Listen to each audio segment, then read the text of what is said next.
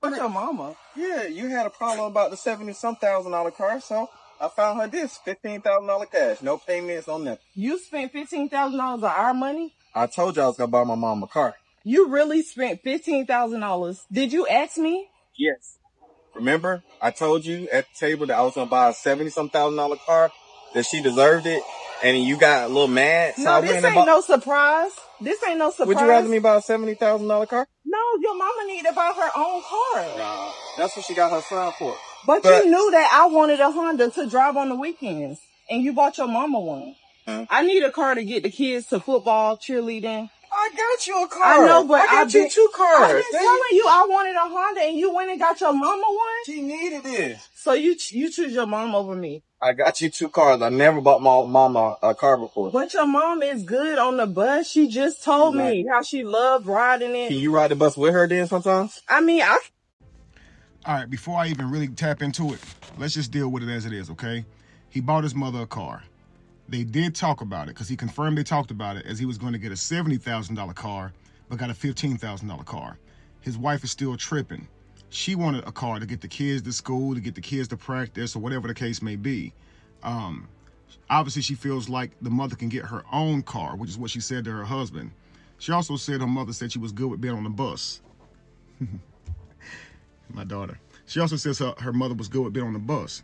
So it seems like, to me, the wife feels slighted. She feels sidelined. She feels like her husband chose her mother over her. I mean, she even asked, so you choosing your mother over me?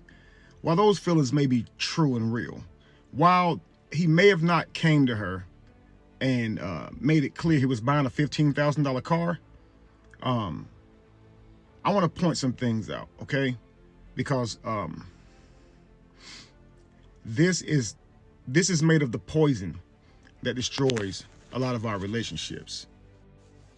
All right, let me just say this. In a relationship, the person that you're with is supposed to be your greatest ally, your most trusted partner, the one who sees the good in you that when the world refuses to.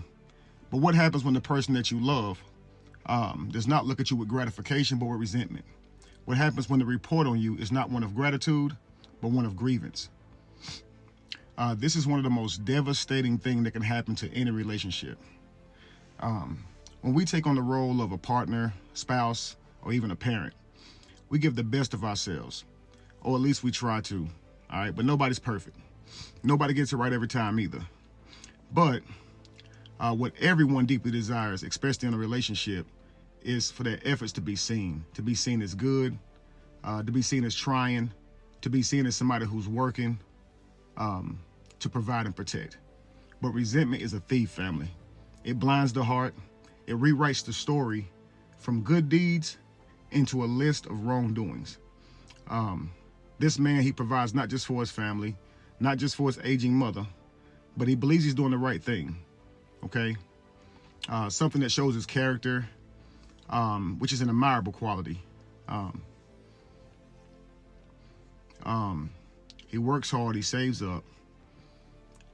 To him, this is a moment of pride, a testimony of his ability to take care of the ones that he loves, right?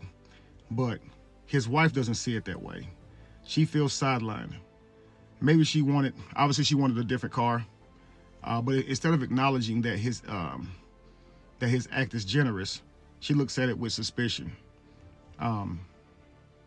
This is one of those things where 5-10 years down the road, you would think you've done a good job, and then she'll tell you, you picked your mother over me. You didn't care about me. To the man, this isn't hurtful, it's devastating. In his mind, he believes he's been a good man, a good husband, and a good son. He's tried to balance the weight of his responsibilities, as every honorable person should. But yet, in the eyes of the one person whose opinion matters the most, he failed. This is what resentment does. It poisons the well. It turns acts of love into evidence of betrayal. Okay, it makes your partner feel like they're living with a spy. Someone who's not watching them to celebrate their victories, but to report on their failures. This kind of dynamic is soul crushing. When you're with somebody, you don't just want them to tolerate you, you want them to love you, right? your intentions matter. You want them to see your intentions in the best possible light. Not bombard you with past unresolved grievances, right? It'll begin to feel like nothing you do is good enough. It's like a poison. It don't always start with a fight. Sometimes it festers up, it builds up. It's little things, and sometimes something's rarely even said. Over time, it gets worse and worse and worse, and by the time it's given to you, your best efforts are buried under their disappointments and their anger.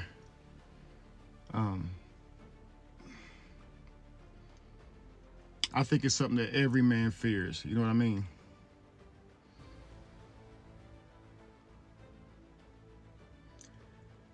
It's really wild because I always say it's the enemy of relationships, right? Let's just say when he bought the car, she could have went to him and said, "Listen, babe, I know what you're doing is a very generous thing, okay? And I know your mother is going to be absolutely proud of you, but we needed the money for this thing right now." That'd be a better way to go about it, right?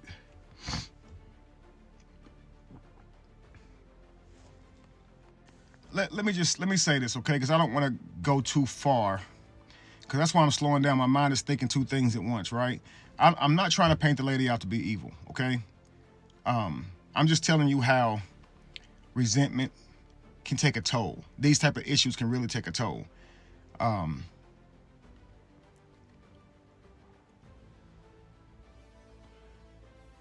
They talked about it at the table, right? He talked about a $70,000 car.